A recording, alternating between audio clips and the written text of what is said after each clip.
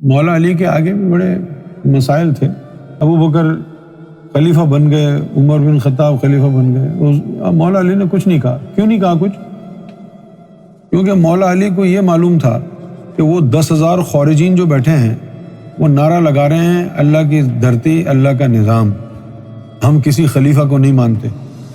تو اگر میں نے بھی اٹھ کے یہ کہا کہ میں نہیں مانتا ابو بکر کو خلیفہ، تو مسلمانوں کی وحدت پارا پارا ہو جائے گی، آج ہی اسلام ختم ہو جائے گا. اس مصلحت کی خاطر مولا علی خاموش رہے. آج لوگ بولتے ہیں کہ مولا علی چپ کر کے جو ہے وہ بیٹھے رہے. اگر مولا علی کو یہ بات پسند نہیں تھی تو انہوں نے کیوں ان لوگوں کو مانا؟ 6 مہینے تک تو مولا علی نے بات نہیں کی ابو بکر سے.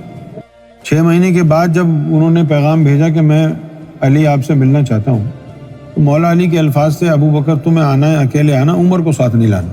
تو مولا علی نے مسلمانوں کی وحدت کی خاطر پھر ان کو کہا ٹھیک جاؤ میں تمہارے ساتھ ہوں، اسلام کی خاطر. اسی طرح مولا علی ان سے ڈرتے تھوڑی تھے، ان سے ڈرتے نہیں تھے. لیکن وہ جو 10,000 مسجد زرار والے نعرہ لگا رہے تھے، یہ بات تو کتابوں میں کہیں ہے ہی نہیں. جب ان خارجین نے، منافقین نے یہ سنا کہ بھائی حضور صلی اللہ علیہ وسلم نے یہ بات فرما دی ہے کہ میری امت میں 12 خلیفہ ہوں. اچھا یہ جو 12 کا لفظ ہے نا، یہ 12 کا لفظ مختلف روایات میں جو ہے کہیں 12 ہے کہیں 10 ہے، لیکن میں آپ کو بتاؤں اصل لفظ جو ہے وہ 10 خلیفہ کا ہے. اور یہ ایسی مستند حدیث ہے جس کو جاوید احمد غامدی جیسا حرام زادہ بھی انکار نہیں کر سکتا اس کو. جب یہ بات ہو گئی نا کہ بھئی میرے خاندان سے 10 خلیفہ ہوں، تو وہ جو سیاسی لوگ تھے انہوں نے یہ جو ہے نا سوچا کہ یہ حضور صلی اللہ علیہ وسلم کے جانے کے بعد بھی یہ 10 خلیفاؤں کا ذکر کر رہے ہیں، یہ تو سلطنت بنا لیں گے. تو انہوں نے یہ نعرہ لگایا.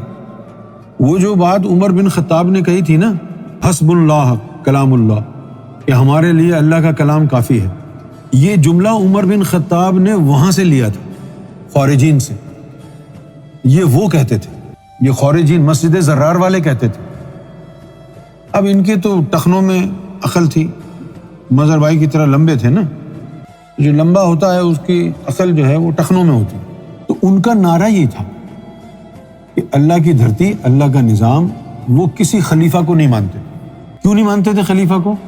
کیونکہ وہ اس کو دین کے طور پر نہیں لے رہے تھے، وہ اس کو ایک پولیٹیکل جو ہے اسٹینڈ تھا ان کا، یہ کہ اگر ہم نے خلیفہ کو مان لیا تو پھر تو یہ ایک پولیٹیکل اسٹرینگتھ ان کی بن جائے گی.